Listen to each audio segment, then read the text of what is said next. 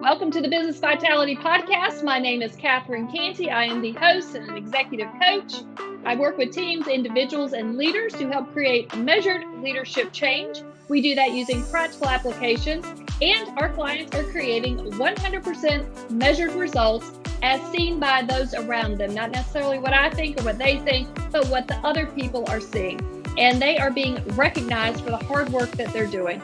If you're interested in learning more about some of the work that we're doing, you can learn more at catherinecantey.com. I would love for you to subscribe to this show, to Business Vitality. This is my way to continue to pay it forward and share business best practices. Stay tuned and listen to the interview. Thanks for being here. Michelle Nedelec, you are the co-founder and head creative of Awareness Strategies, found on the web at awarenessstrategies.com. Thank you so much for joining us. Thank you for having me. I'm excited to be here. It's going to be fun. Michelle, tell me a little bit high level about Awareness Strategies and what you guys do. Absolutely. So we are a tech done for you company. And what makes us different in the world of marketing agencies, if you want to put it that way, is that we're focused on the entire business.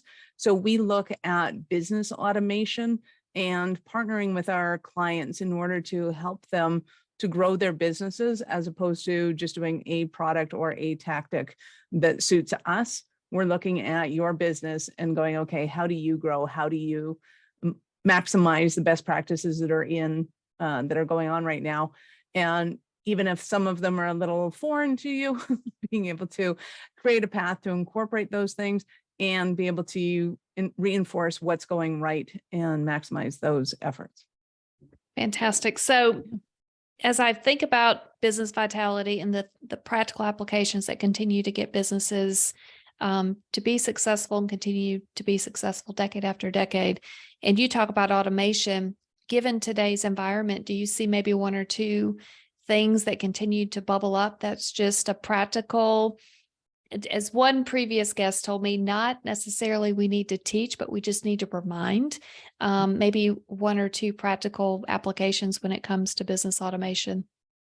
Absolutely. And when it comes to business automation, I think the biggest issue is that CEOs will get advice from people who sell things. And the issue with that is that everybody selling something has a vested interest in what they're selling, as opposed to, what allows your business to function most effectively. And anytime that you can look at those applications and its integration with your different divisions, the better. So if you have a certain software that's part of your operations and a different software that's part of accounting and a different software that's part of marketing, you're ending up with silos of data. And in our world, it creates what we call dirty data. And that creates deficiencies, and it usually adds up time to somebody having to do something manually. So if we go into a company and we go, how do you do that? If they say manually more than 3 times, we make a little placard for them and like, okay, well, now we know there's an issue here. Oh, we know there's an issue. We know there's an issue here. And we want to be able to look at those and how we integrate that data, so that if marketing and sales and accounting and operations is speaking the same language when it comes to a certain client, you know that they've paid, you know what they're interested in, you know what their pain points are. Everybody has a much more solid conversation, and the business runs much more effectively and smoothly. And I totally get that it's one of those things that CEOs often don't want to look at because it's arduous, it's not in their wheelhouse, and involves a lot of things that they don't want to do. But during whether it's annual or quarterly working on your business programs, to just look at that and say, hey, are we speaking the same language when it comes to our clients? That it helps your business efficiencies immensely. I would have to agree. And, we think about it, we've all been in big corporate environments where we have silos of people. And, when you take it to the next step, silos of people are making silos of data that doesn't talk to one another. And you're right. When they do say, oh, we have to do that manually, that takes time, and time takes money. And you're just continuing to build more silos within an organization. So absolutely. And human resources are really good at doing things that are human. Like we love having conversations. We love being spontaneous. We love being creative. We love having ideas. And when you can use people to do those things, they become more efficiency. They earn their wage 10 times over. The problem is when you start getting them doing things that a computer should be doing that is exactly the same every single time, humans aren't very good at that. We tend to make mistakes and we tend to do things. We get tired. It's the end of the day. Something happens. And, it's not to our fault. It's just the way we operate. And the more you can get computers doing repetitive tasks, just again, it comes back to the efficiency of the business. Okay, so that makes me think of mindsets because we've got somebody that's been doing the same job over and over again, and they've grown into this and they've added all these enhancements to whatever this magical data report is. How are you shifting a mindset to be able to grow with the business? Because people are going to have to let go of what they're used to and have to try something new and trust a new process. So talk about the mindset a little bit, if you don't mind. Absolutely. So to us, the leaders their responsibility is to find out what each person excels at. And somebody may get really good at doing a repetitive task, but that's not maximizing their skill set, right? No matter what kind of personality type they have, and no matter what job set they're doing, if they're looking at that process and they're maximizing it and adding to it, it's that little creative nugget that makes them magical. And we want to be able to take that person's magic and turn it into something more. So to me, change management is about getting people to spark their creativity and their internal desires before you announce the changes so that they become part of that change that's going to take place inevitably anyways. But when they think, hey, there are a lot of things that I could do with this position. There are a lot of things that I see that could be improved. And when you're talking to them and going, okay, well, what I'd like to do is take some of your time in the day and we'll automate that so that you have time to be able to focus on this creativity, that would be fantastic. And they tend to buy into it a lot more, and they tend to understand why you're doing the thing that you're doing, right? Because we all want consistency in our work, but we don't want to become bored. We don't want to become stagnant. And it's up to the leader, in my opinion, to be able to find those golden nuggets in each employee and bring them to the forefront, and then slowly taper off those tasks that, could be done better, more efficiently by a computer. Yeah, I've had a number of CEOs that have brought it to my attention that they don't need someone to keep punching the numbers and to keep keying in the data. They need people to bring ideas. And if we can take that data silo with that individual, these leaders and organizations, and say, okay, you're just repeating these tasks, which are very important, but we really want you to let the computer do that. And we want you to bring the communication, the thinking, the thought process. We want you to bring that to the table. Yeah. And if there's a way to reward that, I mean, the efficiencies that will be gained just by offloading that repetitive work and then freeing the mind to be able to share and open up and see the solutions, because they probably already see the solutions in the organization because they're dealing with it every day. What are your thoughts? Exactly. So when we can position or kind of give people the structure of what their job is. So I'm going to give you this job. It will become repetitive eventually. And what I want you to do is see what the most efficient way of doing this is. And once you've done that, then we can start to put in an automation system. And it's kind of like my dad said, once is an accident, twice is a mistake, 3 times is a habit. So we don't know what to automate until we've done something 3 times. We know that that's the most effective way to do the thing. Now we can get a computer doing it. But while we're in that phase of, well, we do this, we do that, we're, throw some spaghetti up in the wall and see what sticks. That phase, you need to have somebody in there monitoring that to be able to look at, why are we doing it this way? What's getting the best responses? What is the easiest, most effective way? We keep answering this question, but people keep coming back with the second one, which means that they're not really getting the answers they're looking for the way we're doing it. How do we get them the answers they're looking for faster? And we need a person to do that. A computer can analyze that without having some serious costs associated with it. It's much more effective to get a person in there because they can think about it faster.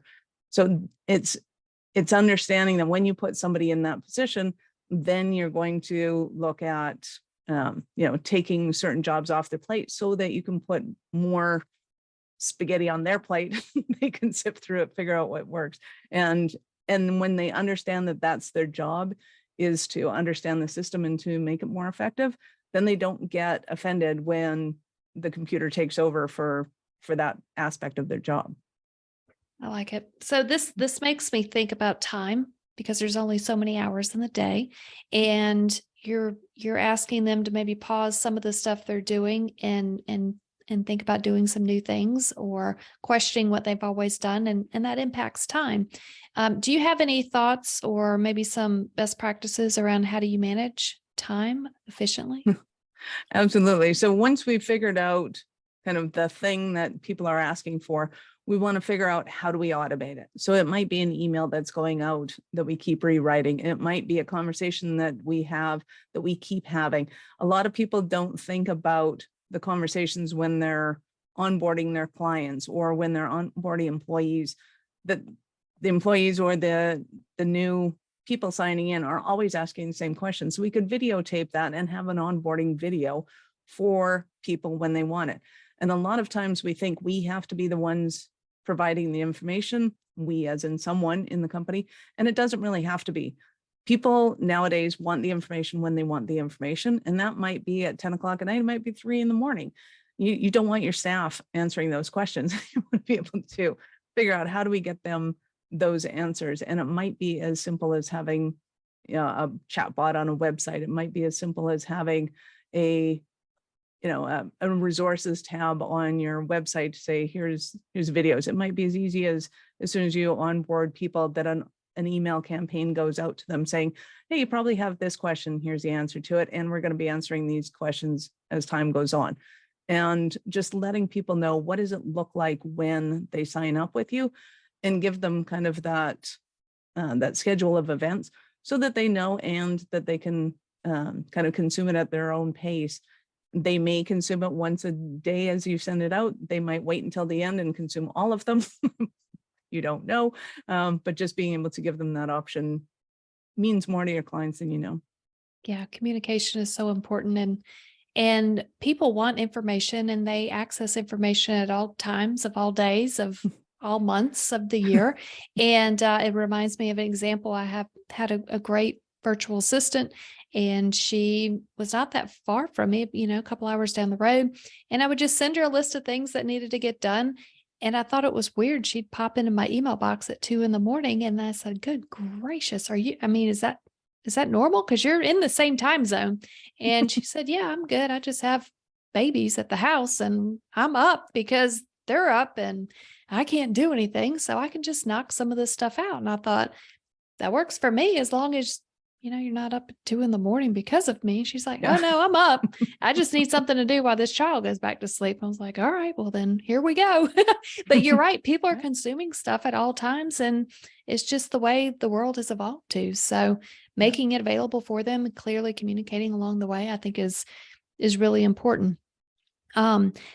Something that I think businesses are continuing to dig deeper into all the time is the customer voice and capturing the customer voice. And some of the most successful businesses are able to capture this and be able to tailor their services and their needs to support the customer. Do you mind talking a little bit about how you're capturing the customer voice and the benefit of that? Yeah, absolutely. I think it's more important than ever. And it really does come down to the size of the business matters. So if you're a solopreneur and it's you, yourself, and you really want to carve out some time to be able to go to your customers and say, hey, I just want to ask you a few questions, and ask them, why did you come see me? What was going on for you before you met me? What were your pains in this area? What were the benefits to doing it? And that conversation, word for word, using their words, not yours, can be the best marketing copy you've ever had, because now you're talking exactly to the heart of the issues that ideal client has. If you're in a larger corporation and you have a marketing department and a sales department, it's going to your sales department and saying, hey, what are their pain points? What are they complaining about? What are they doing? If you get a good call and somebody's like, I'm furious about, record those calls, because again, that is your exact marketing. And you want to be able to take those calls to marketing and go, here's everything you need and go and run with it. Because digital marketing is substantially different than traditional marketing, in that when we go to the internet to look for something, we have a problem that we want to solve, whether it's I want a better luxury car, or I want my nails done, or I want to, whatever the thing is, we still have a problem that we want to solve. And we want to know what differentiates the consumer's choice between this place and that place. And they will tell you what that is loudly and clearly. But if you don't do anything with that information, then it falls on deaf ears. When you record those calls and you're listening to them and you put them in the hands of your marketing, now you have power that you never understood before. It is golden, and it's like having a nuclear bomb of energy in your disposal that works for the benefit of you, because it really is allowing your marketing to create your ideal client's ideal journey. And when you can hone in on that, again, you're creating even more efficiencies because you get rid of the tire kickers. You're not having so many people calling into sales going, oh, I'm just checking to see if you can eliminate all of those right off of your marketing and send highly qualified leads to your sales team, which makes them super happy too. Gosh, that is such a win-win. And you're right. It is an atomic bomb of just gold when you're able to capture the customer's language and be able to use that for prospects, because they can now connect with you quicker and be able to solve the problem faster, I think. So Right? it's good stuff. Well, and from any time you've ever bought something, you want them to speak a language so that you can quickly identify, is this for me or is it not for me? And if it's not for me, that's totally cool. That's fine. I'll go and find what is for me. And when it comes to your business, you don't want everybody that's breathing or that's asking questions.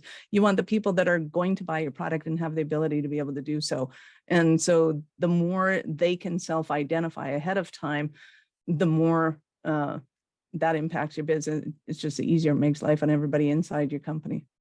Yeah, for sure. When you're looking at all of this work and everything that you're doing between customers and leads and time effectiveness, what about for you? How are you able to invest in yourself? And is that something you've always been able to do along the way? Because if you work all the time, then you're depleted.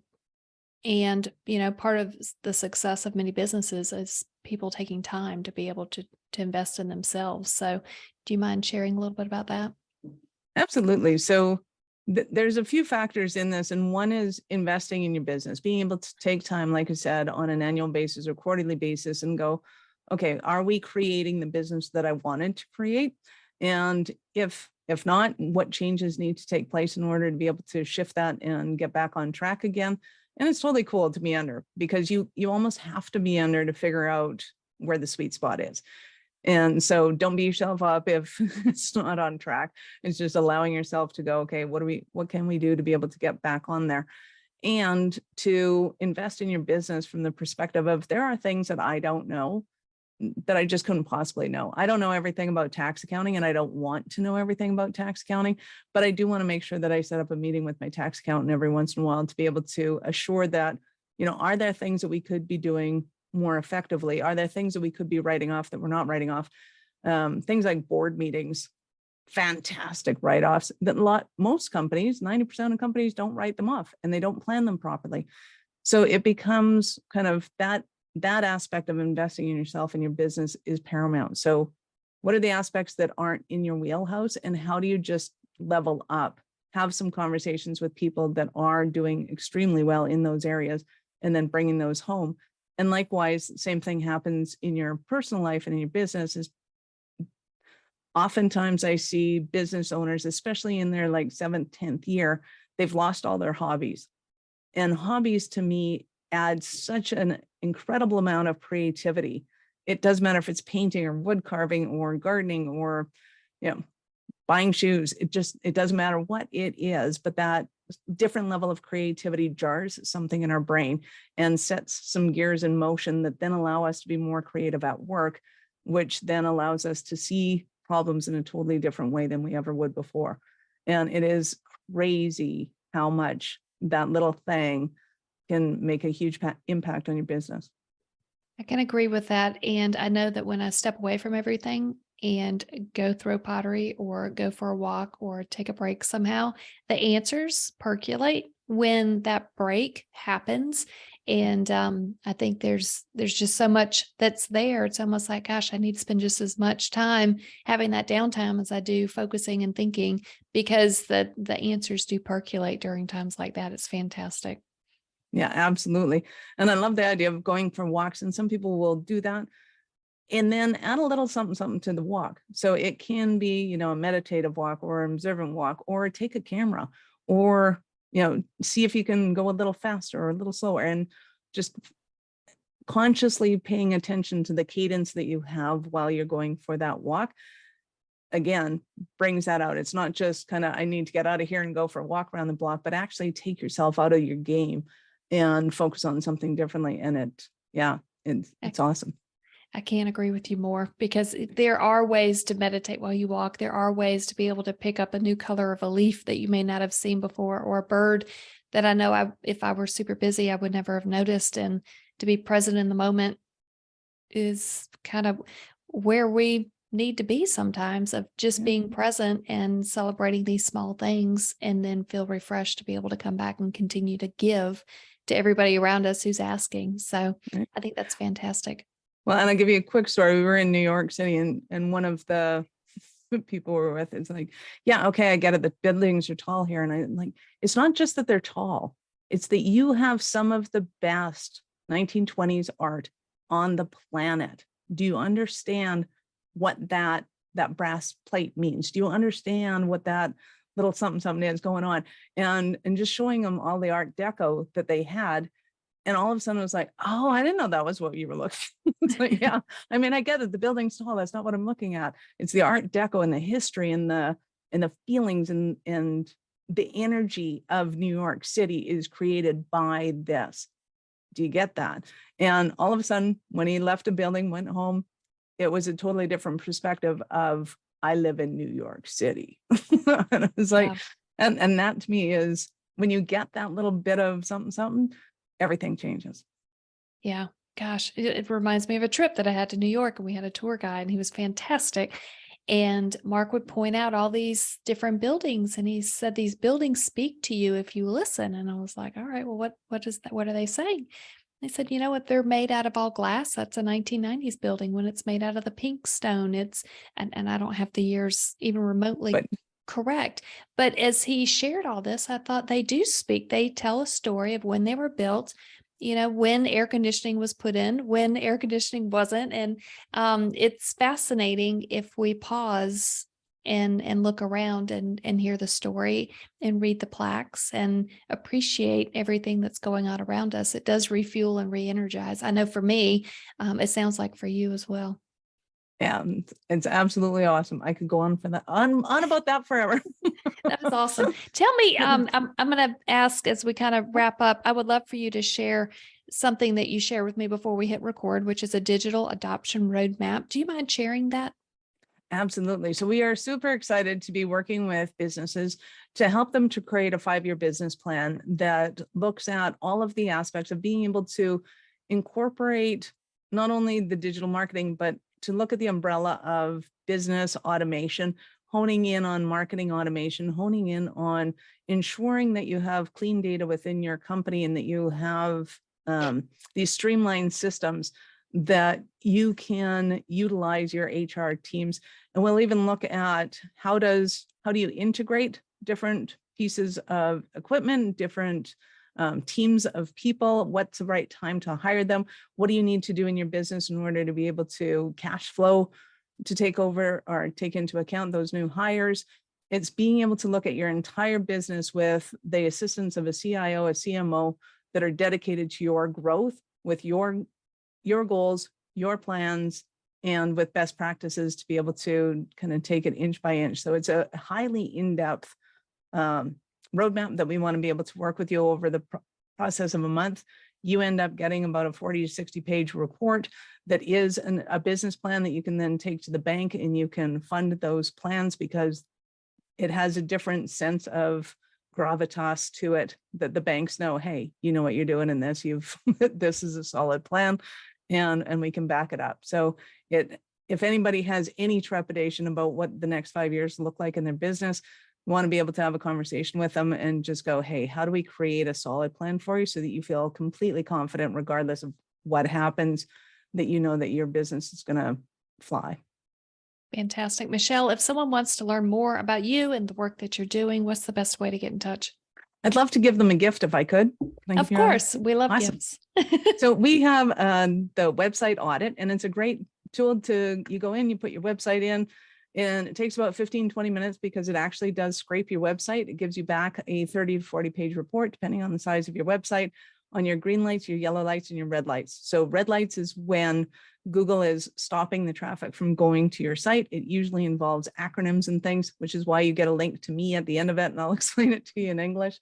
You get your yellow lights where Google's slowing you down, and you get to choose, what changes you want to make. It usually has to do with the copy and design of pages. And then you get the green lights, which are, yay, you did it right. Google's letting traffic go to your site. That's awesome.